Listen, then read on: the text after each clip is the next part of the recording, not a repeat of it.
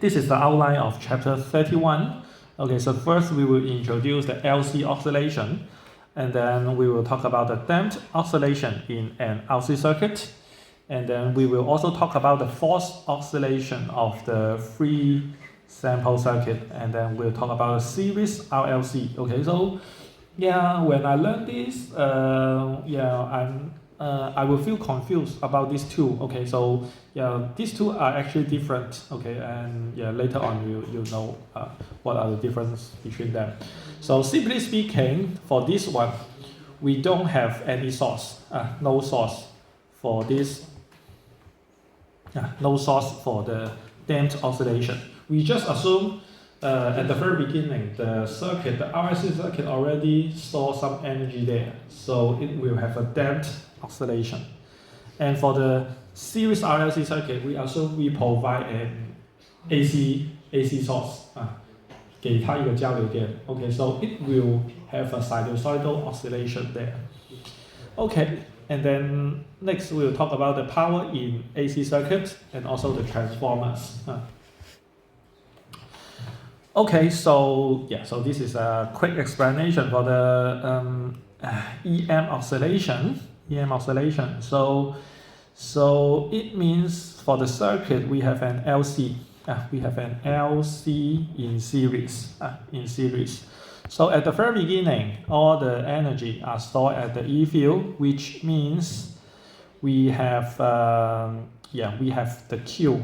We have the Q plus Q negative Q charge in the capacitor, and we have no current at all at this moment.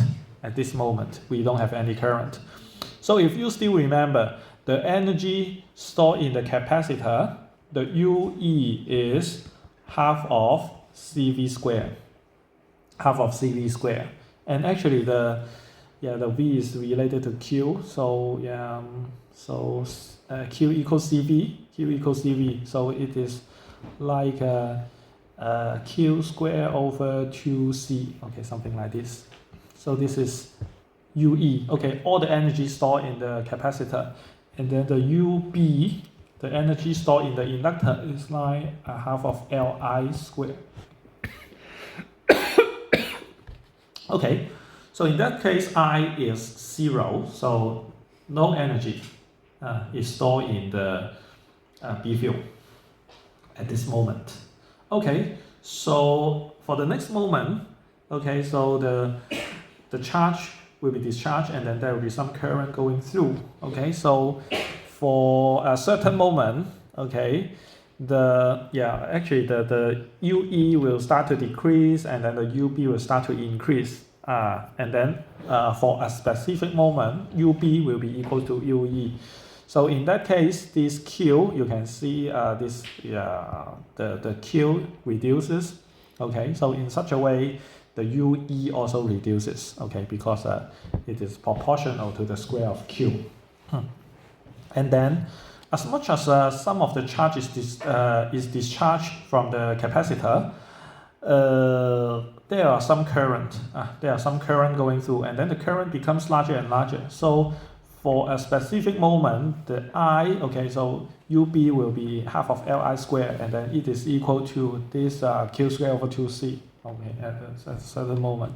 And then some moment later, okay, the UE further decrease, UB further increase.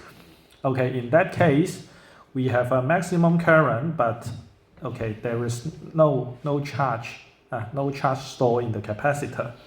So all the energy goes to the B field. Okay, so from the E field goes to the B field, and then so on and so forth. And then for this moment, okay, going to the E field again, but comparing this one and this one, okay, they are slightly different. Okay, so they make it 2. Okay, so here plus on the top plate, and then here minus on the top plate. Okay, so this one and this one, okay, the charge polarity exchange, but for the energy point of view, half of CV squared or Q squared over 2C. So even plus Q squared or negative Q squared. So the energy is still positive. So in terms of energy, okay, so UE will be the same, but the state here are different. Okay, so we still need to pass through this F, G, and H, and then it can going back. But I don't try to go through. So it's just like the energy are exchanged from the UE to UB and then going back to UE again. Okay, something like this. So and this is called the electromagnetic oscillation.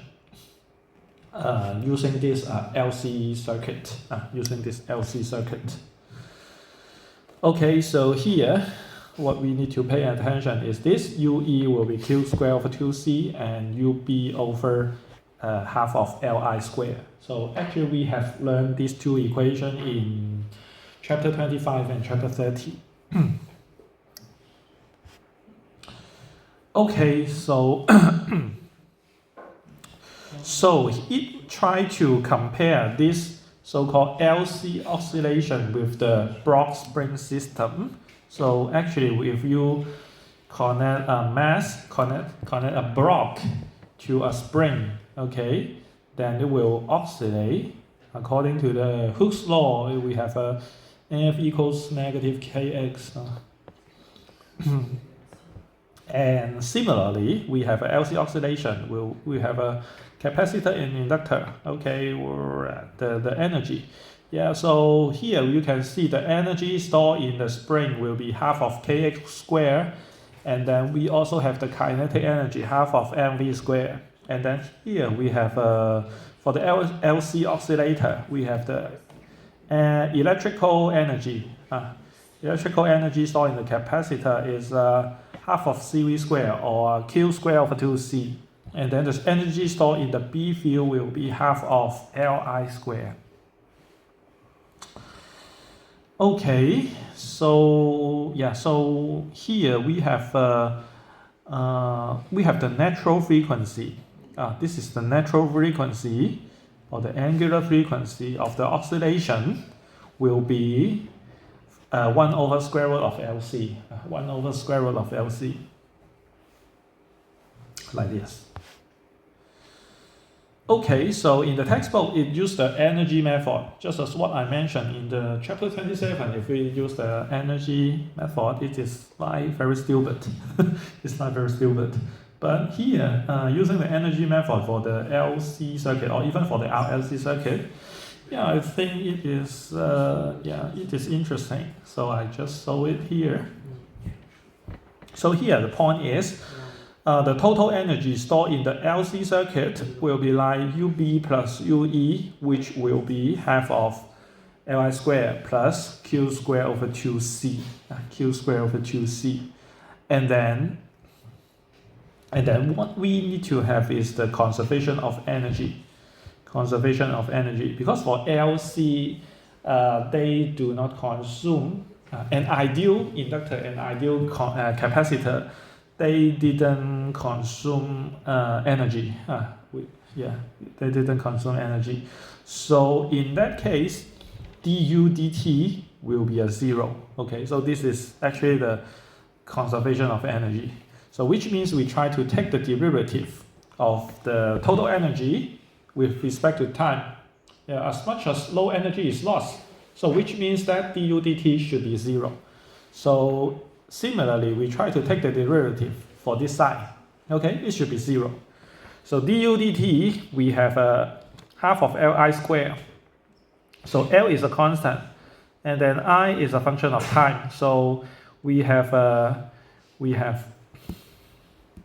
so take the derivative, take the d dt, we will have I squared, take the derivative, becomes 2I. So the 2 cancel with the 1/2. So here we have L times I, and then the chain rule di dt. Okay, so this is due to the chain rule.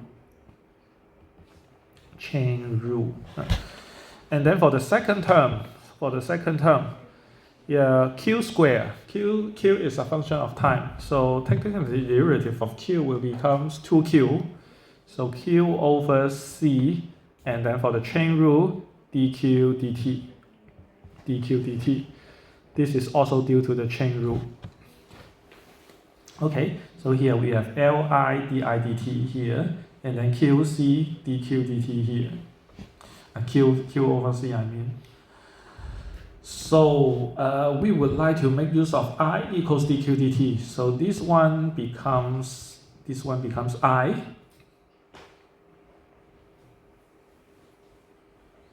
and then di dt becomes d2q dt2. Okay, and then this one also, yeah, this one is actually I. We can just remake it.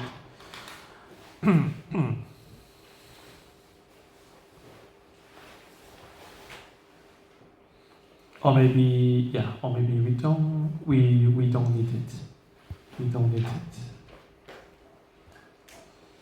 Okay, so yeah, no, yeah, we actually we need to remain Q here. So actually here is I equals dqdt, dqdt, and then this one becomes d2q dt2. Okay, so in that case, this one becomes L dq dt, and then times d2q dt2 plus q over c, and then dq dt equals 0. So we assume that dq dt is not always equal to 0, so we can cancel it. So finally, we can divide L on both sides. So it turns out to be the second derivative of Q with respect to time. And then we have a 1 over LC, okay, because we just try to divide L on both sides. Okay, so L and L cancel, and then here becomes 1 over LC, and then Q put it at the back. So here, this is a constant coefficient second order ODE, okay, and then we may be able to solve it. Okay, so for the potential method, it will be something like, yeah, we have any answer. Okay, so maybe I just stop here today.